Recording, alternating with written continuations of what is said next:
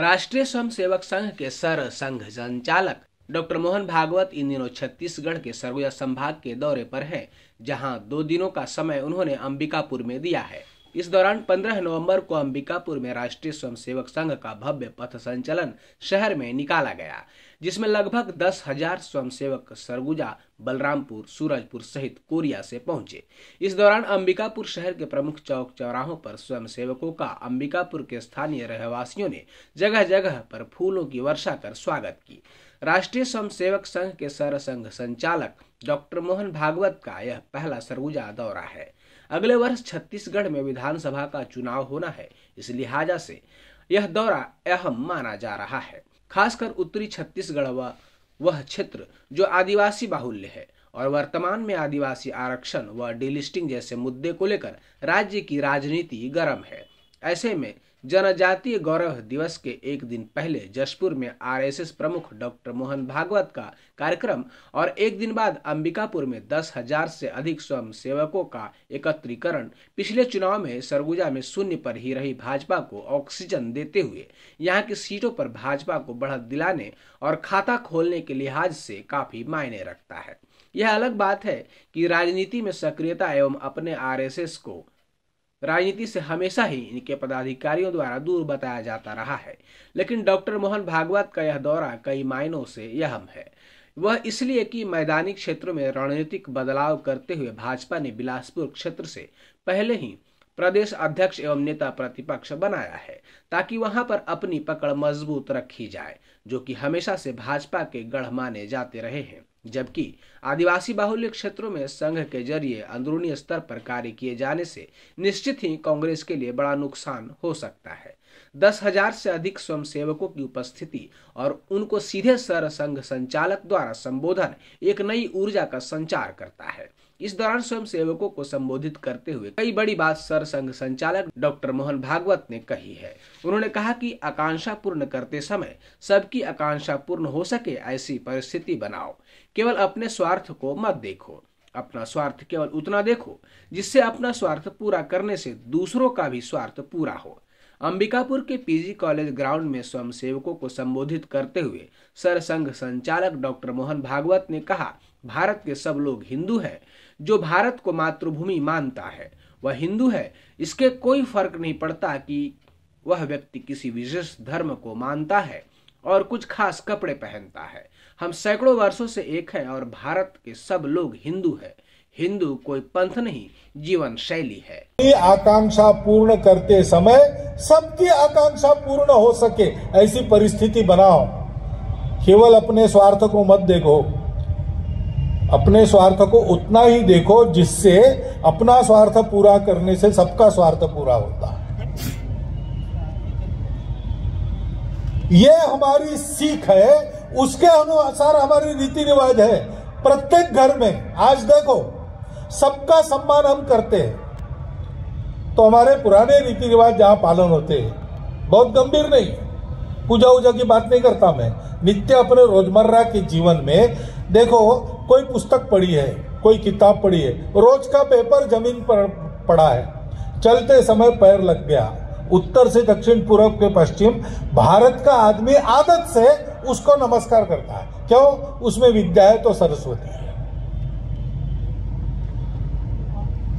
पेड़ को शाम सूर्यास्त होने के बाद हाथ मत लगाओ भाई, पेड़ सोते हैं, पेड़ भी जीवंत है, उनमें भी जीवंत चैतन्य है, उनको भी हम नमस्कार करते हैं। हमारे यहाँ पेड़ों की पूजा होती है, उसमें भी हम भगवान देखते हैं। हम पर्वतों में भगवान देखते हैं, हम नदियों में मातृत्व देखते हैं, हम पशुओं में मातृत्व देखते हैं, हम नाग सांपों की भी पूजा करते हैं।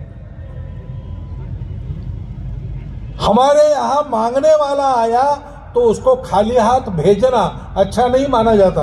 मुट्ठी भर के उन्होंने घर में जो है उसको दे देंगे, कुछ नहीं तो एक पैसा ही देंगे, और देंगे तो बच्चे के हाथ से देंगे। वो बच्चा कहेगा बड़ा होके कि मुझे आदत ये लगी है, मेरे घर में जो रखा है वो केवल मेरा या मेरे अपनों का नहीं है, समाज का कोई अपरिचित व्यक्ति भी जरूरतमंद है, चाहे उसकी जरूरत मैं पूरा न कर सकूं, लेकिन जितना मैं कर सकता हूं उतना करना मेरा काम है। उत्तर दक्षिण पूरब पश्चिम भारत में सब जातियों में, सब पंथ संप्रदायों में, सब भाषाओं के बोलने वालों में, सब राजनीतिक विचारधाराओं के लोगों में ये बातें समान है। ये हमको जोड़ने वाली पीढ़ी दर पीढ़ी चलती आई हुई हमारी संस्कृति है, वो हम सबकी एक है। और हम सब लोग कितने भी आपस में लड़े,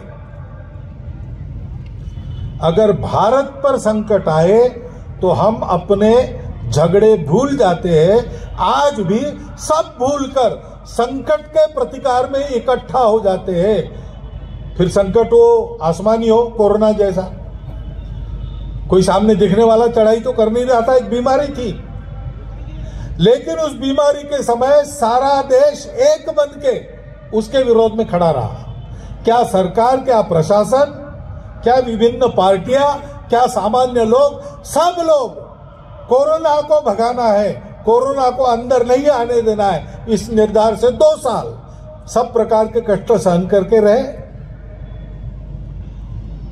या 4 बार लड़ाई हुई, पहली बार चीन ने आक्रमण किया, उसके भी पहले पाकिस्तान ने किया था, लेकिन हम लोग स्वतंत्रता के नए उत्साह के उधेड़-बुन में थे। लेकिन चीन का आक्रमण बाद में पाकिस्तान से हुई 2 लड़ाइयां, कारगिल की लड़ाई, आपस के सब भेद हम भूल गए, देश संकट में खड़े हो गए। चीन के आक्रमण के समय तमिलनाडु में मुख्यमंत्री थे अन्नादुराई, उनकी पार्टी वो द्रविडियन पार्टी कहलाती है, वो कहते हैं तमिलनाडु अलग है, भारत अलग है। लेकिन चीन का आक्रमण होते ही चेन्नई की मरीना बीच में जनसभा में उन्होंने आह्वान किया, हिमालय पर हमला, तमिलनाडु पर हमला है। अब अपने तात्कालिक स्वार्थों के लिए हम कितना भी नाटक करते हो, जब ऐसे संकट सर पर आते हैं तब तो अंदर की बात बाहर आ ही जाती है। तो वास्तविकता क्या है? वास्तविकता यह है, हम सब लोग एक हैं। अगर ये वास्तविकता है तो हमको उसके अनुसार होना चाहिए। हमको क्यों आपस में भेद बरतना चाहिए? हमको क्यों जात पात के ऊंच नीच के विषमता का पालन करना चाहिए? हमको क्यों आपस में एक से दूर रहना चाहिए? अपने आयोजन में हम शरीक होते हैं, सबके आयोजन में हो, इसमें क्या दिक्कत है? हमारे यहां तो पूजा अलग होने से मनुष्य एक दूसरे तो दूर जाता नहीं, ये हमारी विशेषता है। बाकी दुनिया में ऐसा नहीं है। इतनी विविधता होने के बाद एक होना असंभव, ऐसा बाकी दुनिया मानती है।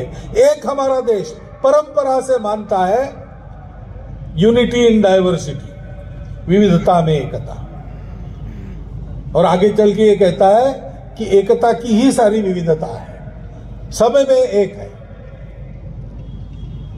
हमको इसका आचरण करना पड़ेगा। भारत को बड़ा करना है, सबसे ऊंची विजय पताका लेकर अगर हिमालय को खड़ा करना है तो हमको इस आचरण पर आना पड़ेगा। ये बुद्धि से हम सबको समझ में आता है, मन को भी अच्छा लगता है, लेकिन करने जाते हैं तब आदत आड़ी आती। बात सत्य की नहीं है, सत्य तो यही है, क्योंकि हर बार वो प्रकट होता है, उसका समय आते ही सर पे चढ़ के बोलता है। हिंदू हिंदू कहते, हिंदू इसी को कहते हैं। हम तो 1925 से कह रहे हैं, इसलिए भारत के सब लोग हिंदू हैं। जो भारत को अपनी माता मानता है, मातृभूमि मानता है, जो भारत की इस विविधता में एकता वाली संस्कृति को जीना चाहता है, उसके लिए प्रयास करता है, वो पूजा किसी की करे या ना करे, भाषा कोई बोले, खान पान रीति रिवाज कोई हो, वेशभूषा कोई हो, विचारधारा कोई हो, लेकिन वो सब हिंदू है, क्योंकि एकमात्र हिंदुत्व नाम का विचार दुनिया में ऐसा है जो विविधताओं को एक करना संभव है मानता है। उसने इन सब विविधताओं को हजारों वर्षों से भारत की इस भूमि में एक साथ चलाया है। यह सत्य है। उस सत्य को संघ बोलता है, डंके की चोट पर बोलता है। उसके आधार पर हम एक हो सकते हैं। संघ शुरू हुआ तब इस विचार की मान्यता नहीं थी, संघ के पास कुछ नहीं था। आज एक आसेतु हिमाचल भारतव्यापी संगठन बना है और बढ़ते चले जा रहा है और पूरे समाज को संगठित बनाएगा, तभी इसका काम रुकेगा। लेकिन ये काम क्या है?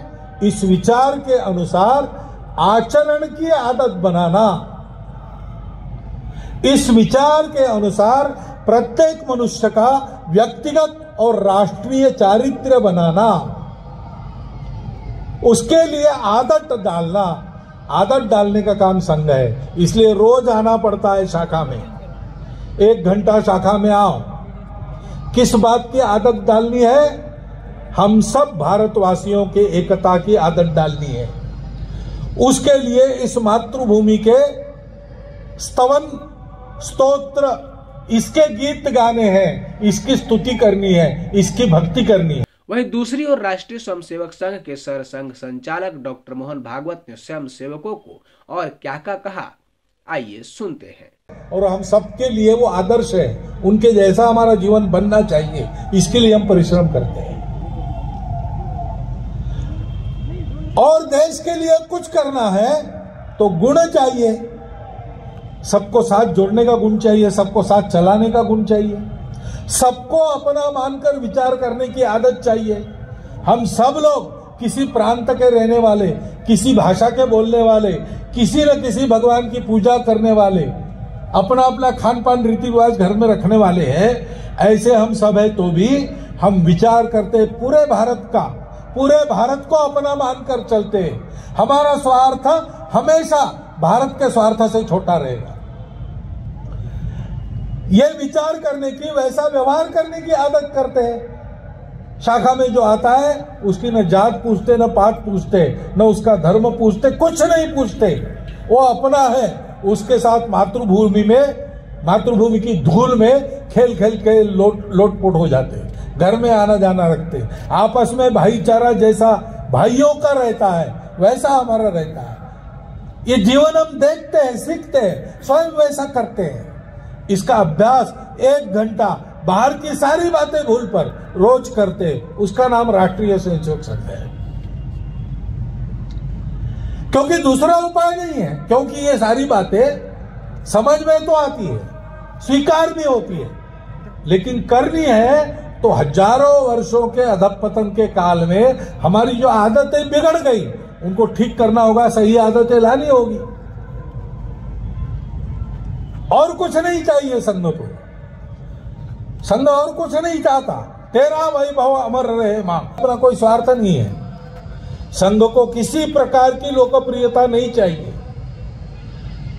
आज हमारे स्वयंसेवकों के किए हुए कार्यों के कारण सारा समाज हमको एक विश्वास के दृष्टि से देखता है।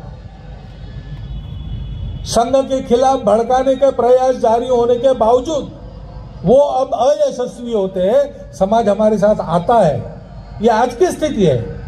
लेकिन जब संघ शुरू हुआ तब कोई नहीं था, विचार भी मान्य नहीं था, कड़ा विरोध था। उसके बावजूद इसी विचार को लेकर, इसी कार्य पद्धति को लेकर हम काम करते रहे। लोग नहीं आएंगे तो चलेगा, हम सत्य पर चलेंगे। अगर हम सत्य पर है तो एक न एक दिन लोगों को सत्य पर आना ही पड़ने वाला है। यह हमारी श्रद्धा है। हमको केवल अपने मातृभूमि का परम वो संपन्नता का चित्र देखना है।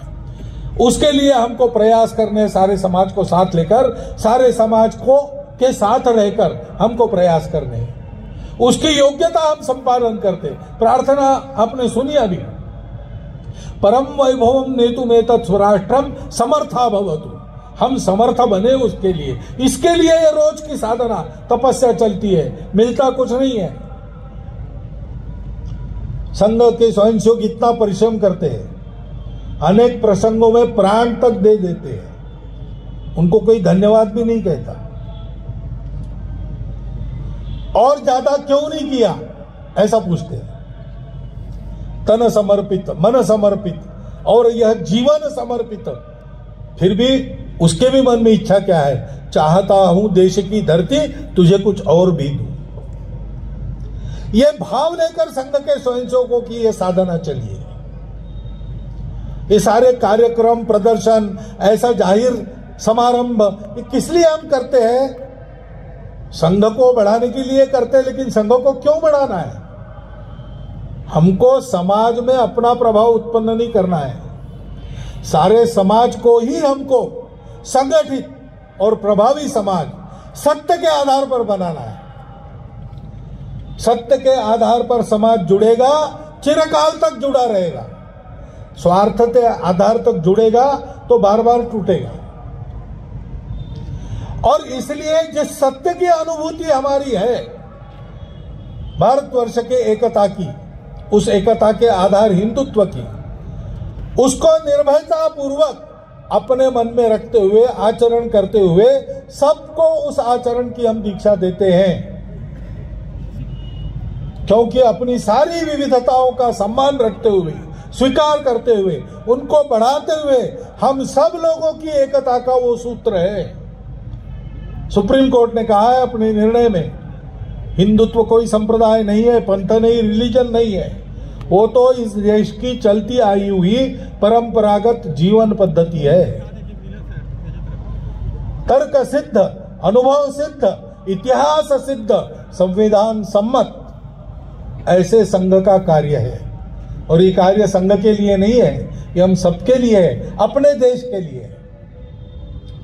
इसलिए ऐसे प्रसंगों पर जो आवाहन मैं सबके सामने रखता हूं, आपके भी सामने रख रहा हूं, दूर से दर्शक बनकर इस संघ को मत देखिए।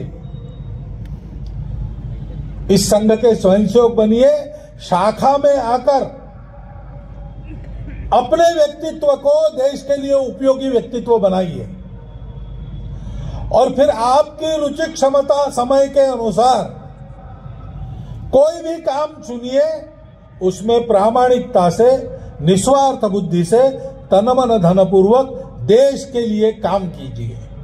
रोज 1 घंटे की साधना अपने को बनाने के लिए और समाज के हित के निस्वार्थ बुद्धि से काम को चुनकर उसमें अपना समय लगाना, ऐसा हम सबका जीवन बने। इसलिए आप भी सब संघ के स्वयंसेवक बनिए। हमारी मातृशक्ति जो है उसके लिए यही काम राष्ट्र सेविका समिति के नाम से चलता है, वो उनकी सेविकाएं बने और हम सब लोग मिलकर एक होकर अपनी अपनी विशिष्टता का सम्मान स्वीकार रखते हुए उसको आगे बढ़ाते हुए अपने संपूर्ण देश को एक वैभव संपन्न, सामर्थ्य संपन्न, संपूर्ण विश्व को नए जीवन की राह दिखाने वाला राष्ट्र ऐसा बनाए। इसलिए इस जन्म का जो अवसर हमको मिला है वो उसके लिए हम खर्चा करें। अध्यक्ष महोदय जी ने बताया कि हमारे देश के सारे धर्म इसी बात का उपदेश करते हैं। ये बात बिल्कुल सही है। हमारे देश के सारी पूजा पद्धतियां शुरू एक बात से होती है कि सब में पवित्रता है, ईश्वर है, भगवान है, जो भी आप कहते हो वो सब में है, उसी से सब बना है। बाकी सब अलग अलग होता है, बीच में कर्मकांड अलग, दर्शन अलग, और अंत में वो कहते हैं कि आचरण कैसे करना है। वही बात, प्रेम से रहो, सेवा करो, सबका उपदेश ये है। मनुष्य अलग अलग होता है, उसकी नजर अलग होती है, पृष्ठभूमि अलग होती है और इसलिए वो देखता अलग अलग है, लेकिन होता एक ही है। यही हमारा भारत है। उस भारत को बड़ा करने के लिए संघ का काम है। उसके स्वयंसेवक कार्यकर्ता बनकर आप लोग काम कीजिए, ऐसा एक विनम्र आह्वान आपके सामने रखता हूं और मेरे 4 शब्द समाप्त करता हूं। लेकिन तालियां बजाने की पद्धत नहीं है हमारे संघ में, इतना ध्यान में रखिए।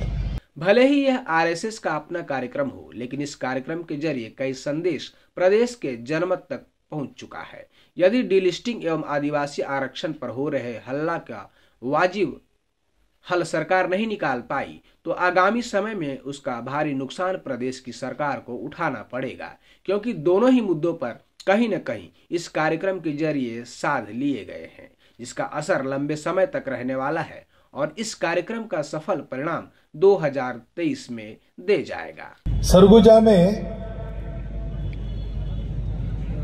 अंबिकापुर में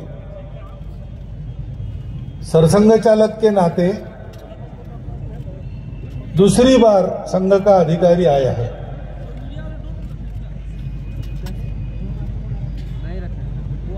तो स्वयंसेवकों में भी उत्साह है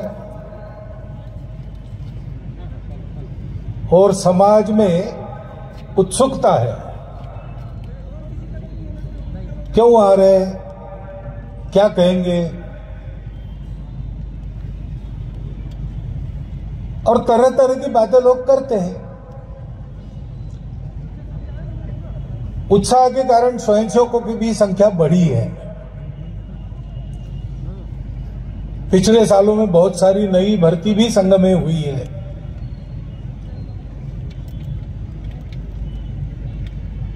तो ये सब बातें आपको सामने बैठा हुआ मैं देखता हूं तब ध्यान में आती है।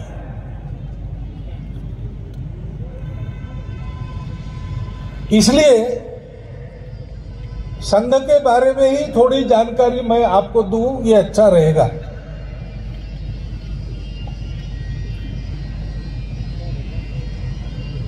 क्योंकि अपने देश में चलने वाला संघ एक अनोखा काम है। इसके जैसा आज दूसरा नहीं है। और मेरी जानकारी में पिछले 1000 वर्षों में इस प्रकार से पूरे देश में एक साथ सारे देश को एक करने का कोई प्रयास चला नहीं।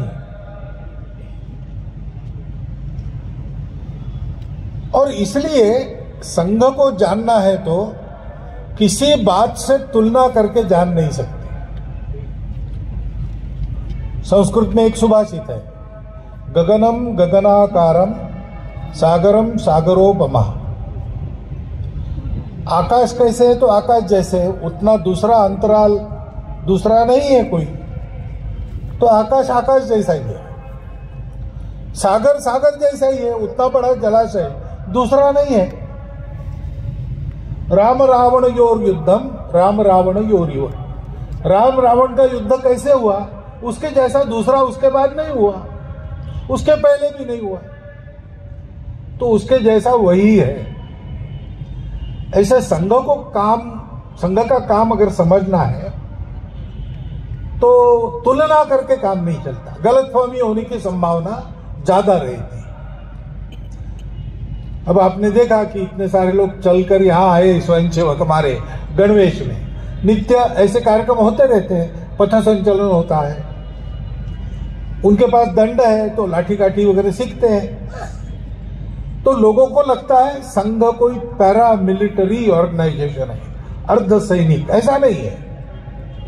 संघ में परेड है, संघ में व्यायाम, अपनी भारतीय जो परंपरा से आने वाली अखाड़ों में चलने वाली व्यायाम की कला है, शस्त्र विद्या है, वो सीखते हैं हम लोग। लेकिन हम लोग पैरामिलिट्री नहीं है। अभी आपने यहाँ गीत सुना, तो संघ में गीत होता है, सांघिक गीत भी होता है, व्यक्तिगत गीत भी होता है, हमारे प्रत्येक कार्यक्रम में गीत होता है। लेकिन संघ कोई अखिल भारतीय संगीतशाला नहीं है, अखिल भारतीय व्यायामशाला भी नहीं है। संघ में कबड्डी खूब लोकप्रिय है, बहुत होती है, लेकिन संघ कोई कबड्डी क्लब नहीं है। संघ के स्वयंसेवक कितने सारे काम कर रहे हैं आज, राजनीति से लेकर तो कला क्रीड़ा के क्षेत्र तक सर्वत्र संघ के स्वयंसेवक सक्रिय है। पहले से जो संगठन चलते थे उसमें सक्रिय हुए अथवा अपना संगठन बनाया, ऐसा उन्होंने किया है। लेकिन संघ इसमें से किसी क्षेत्र से संघ के नाते नहीं जुड़ा है।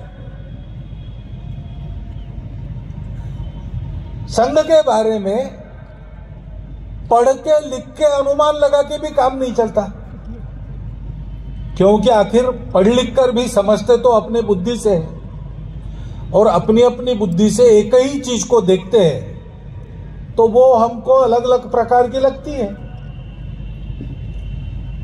एक बार एक गांव के बाहर बड़ा वटवृक्ष था, उसके तलहटी में एक व्यक्ति को सोया पाया गया। सो रहा था वो,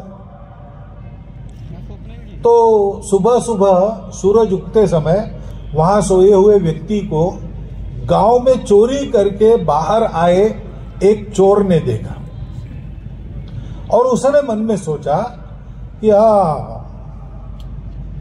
तू आया था क्या मेरे पहले यहां डल्ला मारने के लिए, लेकिन मैंने कर लिया तेरा काम, अब तेरे को तो वापस जाना पड़ेगा, जगह वगैरह नहीं। उसने समझा कि ये भी कोई चोरी है क्योंकि वो स्वयं चोर था।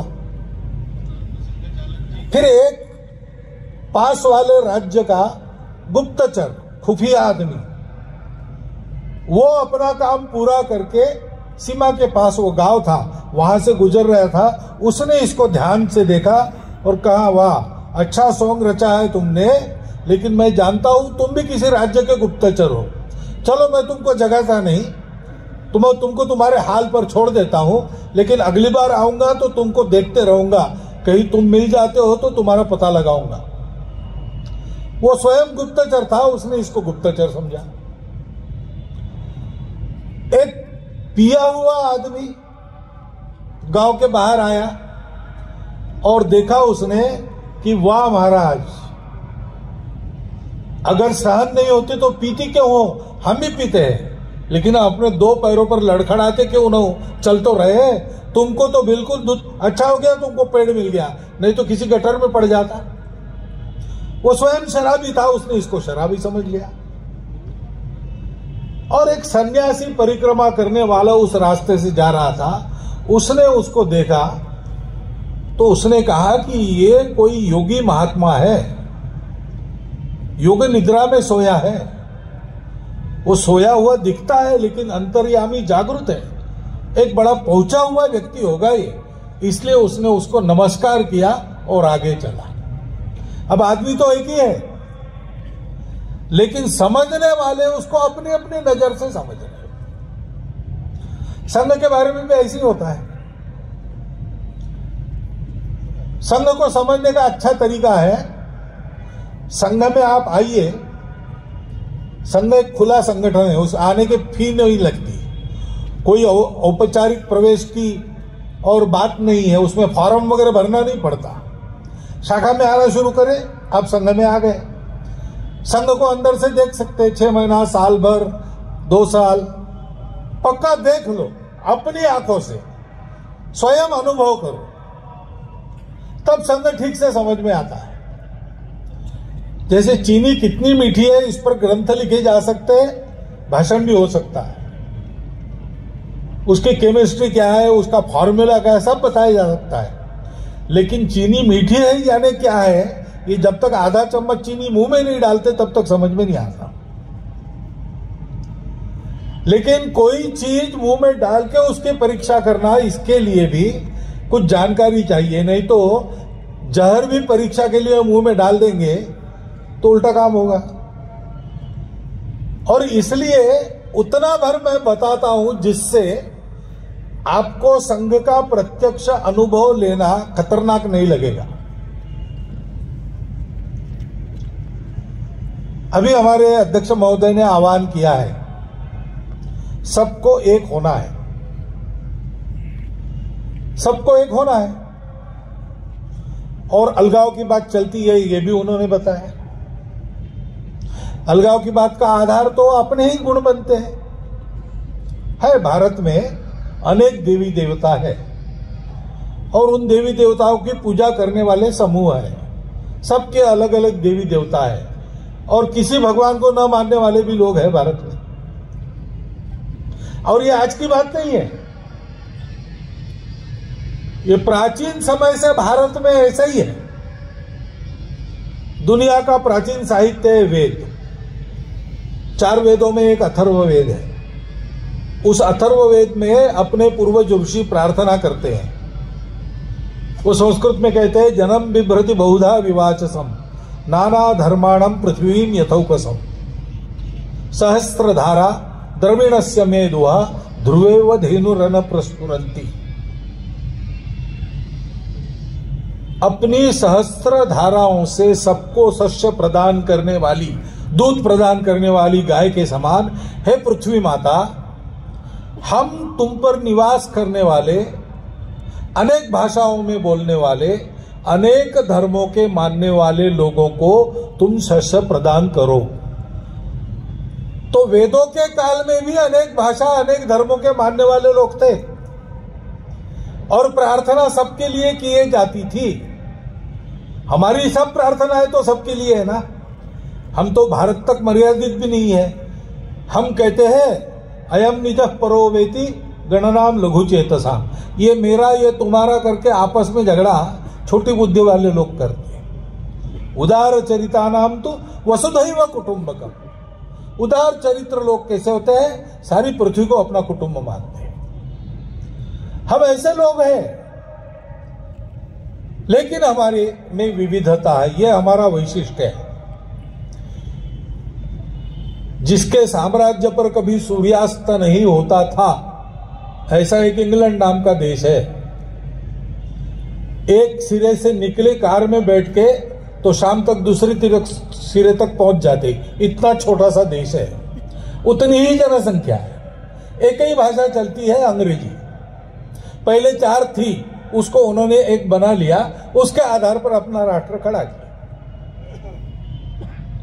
अमेरिका में भाषाएं हैं, स्पेनिश भाषा है, अंग्रेजी भाषा है, वहां के स्थानीय रेड इंडियन लोग जो अभी बहुत मुट्ठी भर बचे हैं उनकी भाषाएं हैं।